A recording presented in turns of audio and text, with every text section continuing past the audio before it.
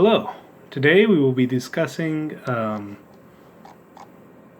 to manage public anxiety in public speaking. No, just managing anxiety in public speaking, not...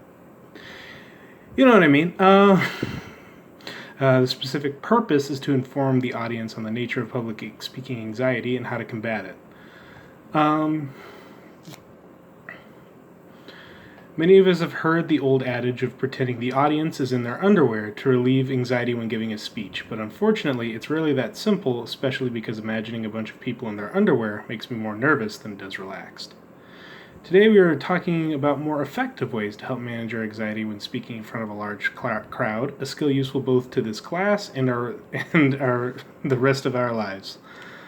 I've had a lot of anxiety speaking in front of crowds, like right now, even though I can't see any of you, all my life, but with the aid of some of the methods outlined below, we'll be able to handle our stresses more effectively. I do this by first discussing methods outlined in our textbook for the management techniques listed there, and then 3 additional works that either corroborate or add to the list of management techniques. Our textbooks defines the anxiety of public speaking akin to the anxiety our ancestors feared when staring down dangerous predators like saber-toothed lions. Fortunately, our bodies haven't caught up with modern era, and our lack of necessity for such high adrenaline reactions to benign situations. We can help reduce this with 3 methods outlined in our textbook. Systematic desensitization, the art of repeatedly performing the activity. Eventually needs to be more comfortable with the activity.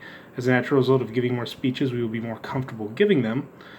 Cognitive restructuring. By focusing on actual negative consequences of giving a poor speech, we can reduce our stress in giving one, such as will the speech, giving it bad, really hurt me? Probably not.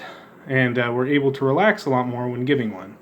And finally, positive visualizations. By positively visualizing our completed goals, we'll be able to be more comfortable in performing the actions, such as the way that Olympic swimmers and Marine snipers will visualize giving perfect dives or hitting the bullseye,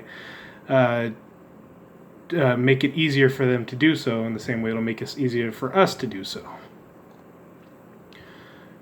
Now that we've explored methods outlined in the textbook, let's look at some outside of the textbook's methods. In an article from the Journal of Clinical Psychology by Dremko in 1980, they outline a study performed where clinical psychologists coached several speaking students, outlining primary methods to reduce stress, including physical coping skills to release negative energy, appraising stress as a series of stages to prevent its cyclical progression, and rating the textbook strategies of cognitive restructuring. The experiment was considered successful, with students who received training reporting markedly low anxiety in public speaking compared to those who did not receive training.